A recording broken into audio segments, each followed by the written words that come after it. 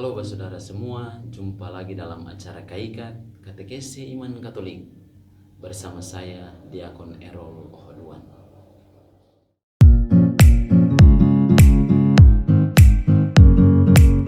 Dalam kehidupan kita sehari-hari, sekte Kristen non-Katolik seringkali menuduh bahwa gereja Katolik menambahkan kitab Deuterokanonika dalam kitab suci. Padahal sebenarnya hal ini membuktikan bahwa si penuduh tidak tahu tentang sejarah kitab suci. Lantas apa jawabannya? Apakah kita gereja Katolik benar menambahkan kitab Deuterokanonika dalam kitab suci?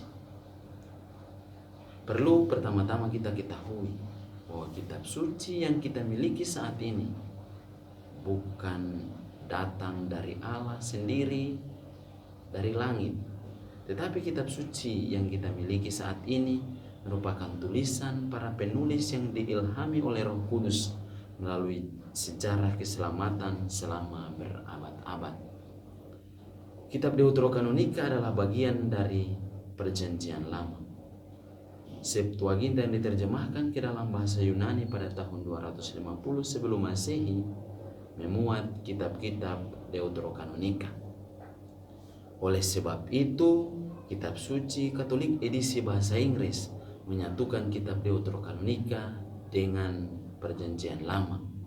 Sedangkan kitab suci Katolik edisi bahasa Indonesia yang diterjemahkan oleh Lembaga Alkitab Indonesia memberikan kitab Deuterokanonika sebagai pembatas antara Perjanjian Lama dan Perjanjian Baru.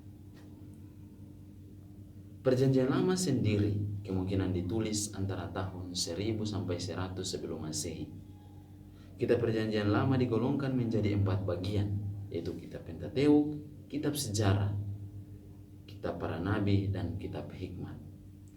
Setelah Yerusalem jatuh pada tahun 70, para rabi Yahudi mengadakan konsili Jamnia pada antara tahun 90 sampai 100 untuk menetapkan kitab-kitab yang dianggap sebagai kitab suci agama Yahudi.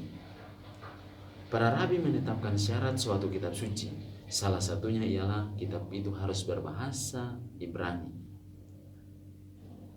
Sementara itu, ketujuh kitab Deuterokanonika, Tobit, Yudit, Kebijaksanaan Salomo, dan sebagainya itu ditulis dalam bahasa Yunani. Namun, para ahli modern berpendapat bahwa konsili Jamnia tidak mengeluarkan suatu kitab yang definitif sebagai kitab agama Yahudi. Kanon Yahudi yang baku baru muncul kira-kira 100 tahun kemudian. Oleh sebab itu, kitab-kitab Deuterokanonika masih dibaca dan dihormati oleh agama Yahudi selama itu. Gereja Katolik kemudian menerima kitab-kitab Deuterokanonika sebagai bagian dari kanon kitab suci atau kitab suci yang resmi. Bapak Gereja Origen mengatakan bahwa di kalangan umat Kristiani telah menggunakan kitab-kitab itu meskipun para pemimpin Yahudi tidak menerima sebagai kitab yang resmi. Gereja di kemudian hari juga menetapkan pula tulisan-tulisan Perjanjian Baru yang dianggap sebagai yang diilhami oleh Roh Kudus dan merupakan ajaran yang berasal dari Yesus sendiri. Kitab-kitab Deuterokanonika sendiri sering dikutip oleh bapak-bapak gereja pada abad-abad awal.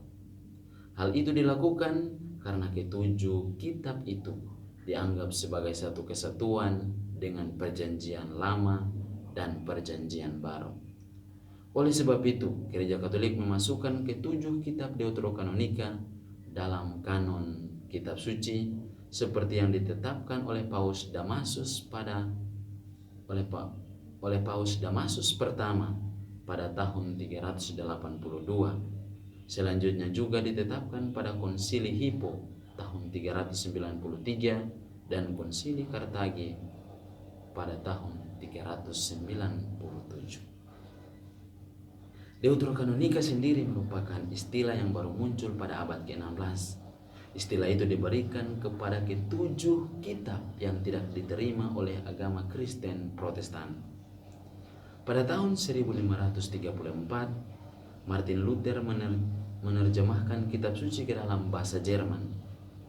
Pada waktu itu, ia mengelompokkan ketujuh kitab Deuterokanonika ini sebagai kitab apokrif, sambil memaklumkan kepada pengikutnya bahwa kitab ini boleh dibaca, namun tidak sejajar dengan kitab-kitab lainnya.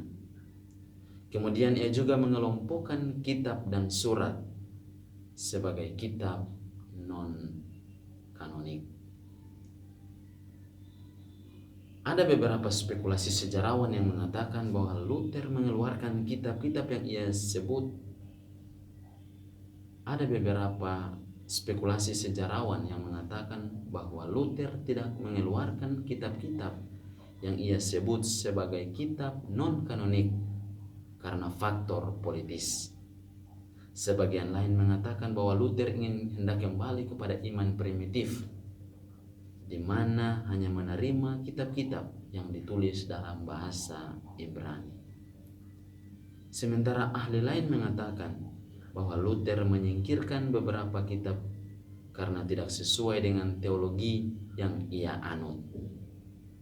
Oleh sebab itu, tindakan yang dilakukan Luther mengandung konsekuensi bahwa Luther menghilangkan ketujuh kitab Deuterokanonika dalam kitab suci Protestan. Setelah kematian Luther, edisi kitab suci selalu memuat kitab Deuterokanonika dalam kitab suci. Misalnya edisi pertama King James Version. Oleh sebab itu, secara definitif dan permanen, ketujuh kitab Deuterokanonika dihilangkan pada tahun 1825 oleh Komite Edinburgh. Dengan demikian, kita dapat membuktikan secara historis bahwa bukan gereja Katolik yang menambahkan kitab Deuterokanonika ke dalam kitab suci, tetapi gereja Protestan atau sekte non-Kristen Katoliklah yang mengurangi kitab Deuterokanonika dari kitab suci. Sekian dan terima kasih. Sampai jumpa dalam acara Kaikat berikutnya.